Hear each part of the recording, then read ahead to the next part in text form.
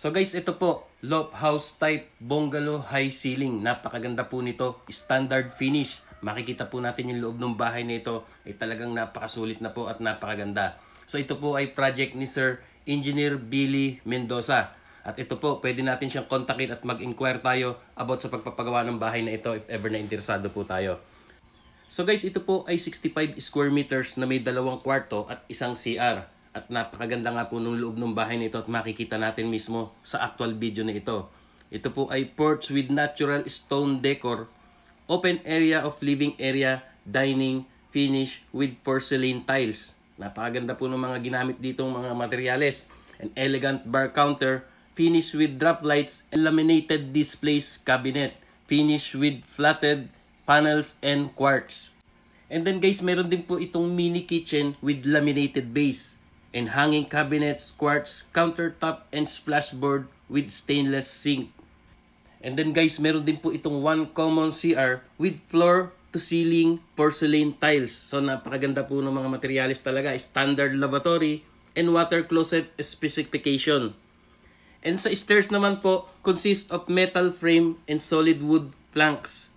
And then guys, sa loft level po, ito po ay constructed from metal framing and marine plywood, finish with wood design vinyl tiles. So napakaganda po, kaya ito na po guys. Panoorin po natin yung loob mismo ng bahay na ito. So ayan po, pagbukas pa lang ng pinto, makikita natin maaliwalas na sala. And then ito po yung high ceiling niya. Ayan, wooden style po, napakaganda po ng setup. So ito po. Ayan, loft house type po ito at ayan nga nakikita natin, meron po itong 2 kwarto dito sa baba. Ito po yung pinaka bar counter niya, ayan, elegant bar counter with wooden finish na napakaganda po. So guys, yung interesado po na makausap si Engineer Billy, nasa dulo po ng video ang kanyang FB at number. Ayan, direkta po kayong mag-inquire at kausapin po siya about sa inyong pagpapagawa ng bahay. So ito po, ayan, tuloy po tayo, nakita po natin yung kitchen with hanging cabinet, napakaganda. And then ito po yung kanilang common bathroom. Napakaganda po. Ayan. With porcelain tiles. Ayan po. Ang linis ng pagkatrabaho. Ang ganda.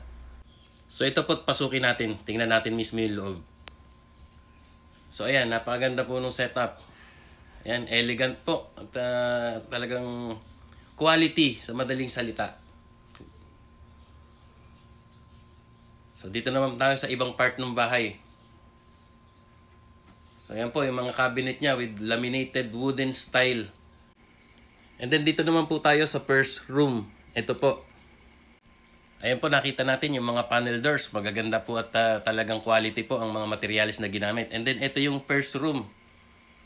Ayan, napakaganda po. Ito po ay ready for turnover na po ito sa owner. Kaya po ito ay na-share natin at makita nyo po yung mismo yung kagandahan ng project ni Engineer Billy.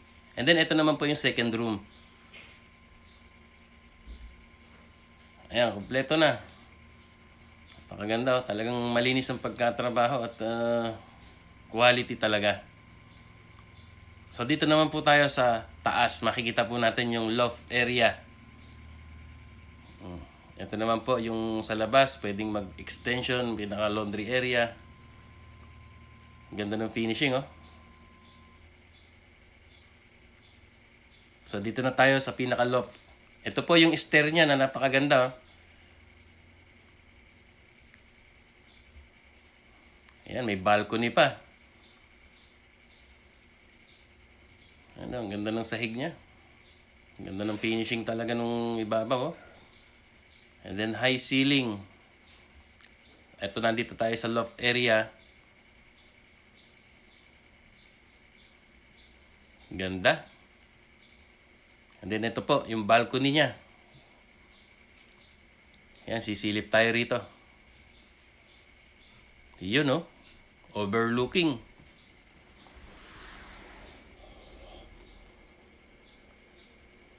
Ay, ganda ng mga finish niya. Sa spadrel pa lang, malinis na malinis ang pagkatrabaho. So guys, ayan po't natunghayan nyo at nakita natin kung gaano kaganda itong loft house type bungalow na 65 square meters na meron 2 kwarto at isang CR. At ito nga po ay standard finish na nakita natin. So guys, sa mga interesado pong mag-inquire kay Engineer Billy, wag po kayong mahiyang mag-message or tumawag. Ito po ang kanyang FB at number at kausapin niyo po siya about sa inyong pagpapagawa ng bahay.